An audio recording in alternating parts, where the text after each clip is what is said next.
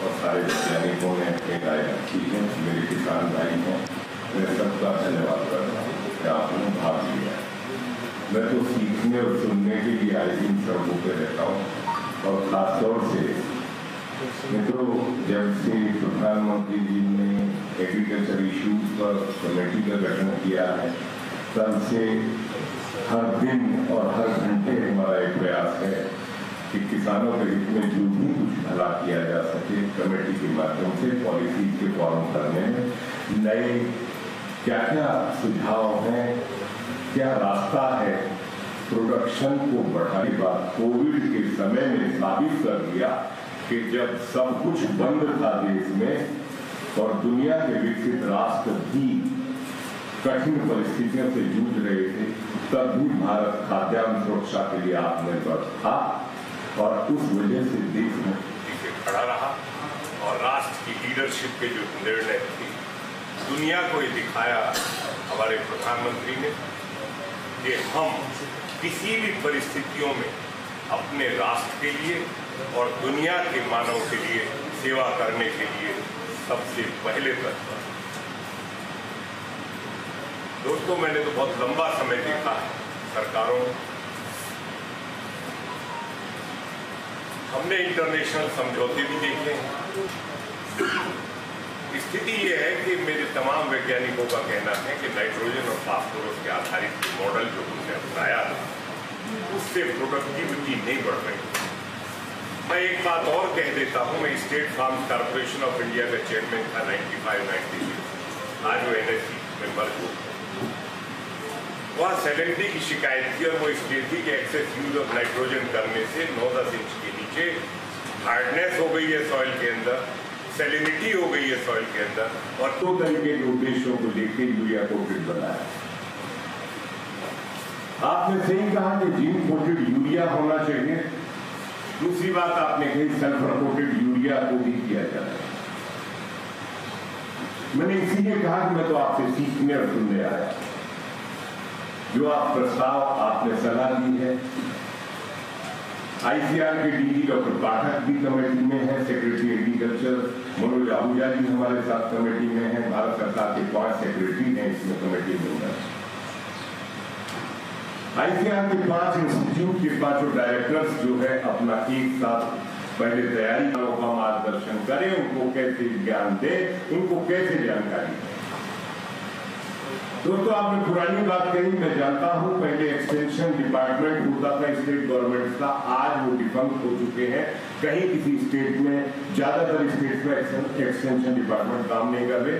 किसानों को जो जानकारी, जो हमारे साइंटिस्टों ने जो भी आज तक काम किया, साइंटिस्ट इस देश की धुरी है और किसान इस देश का अन्नदाता है और सरकार की नीतियां, वैज्ञानिक है, सरकार की नीतियां हैं और किसान है, ये तीनों मिलकर इस देश को वाकर अडॉप्ट करेंगे, अपने गांव अडॉप्ट करेंगे।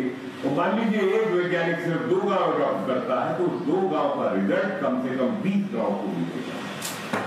ये मेरा ऐसा मानना था, ये प्रस्ताव मैं रख चुका हूं कमेटी के साथ, क्योंकि कहीं तो हमको जिम्मेदारी निभानी पड़ेगी, कहीं तो कोई रास्ता हमको अपने सिस्टम में निकालना पड़ेगा। क्योंकि राजवीर जी आप यहाँ हैं, आप ADG हैं, इसलिए आपको जो है इस मुद्दे को जो है अपने वैज्ञानिकों के बीच में भी आपको है। इसके लिए कोई जरूरी नहीं कि सरकार दबाव डाले, सरकार जबरदस्ती करे, नहीं, ऐसी कोई बात नहीं। ये ICR का अपनी जिम्मेदारी है और हमेशा जिम्मेदारी निभाई है। तो अभी भी आप इसको अपने तरीके से सुझाव दे सकते हैं कि आप अडॉप्ट करिए और आप रिजल्ट दीजिए। हमने कोई प्लानिंग नहीं की देश के अंदर, डिस्ट्रिक्ट लेवल पर हमारे कोई प्लानिंग नहीं है कितना, किस जिले के अंदर कितनी आवश्यकता है किस चीज को पैदा करवाने की, और क्या सॉइल हेल्थ है वहां, कितनी वाटर अवेलेबिलिटी है, ये कंपोनेंट्स हैं जिनको हमको देखना है।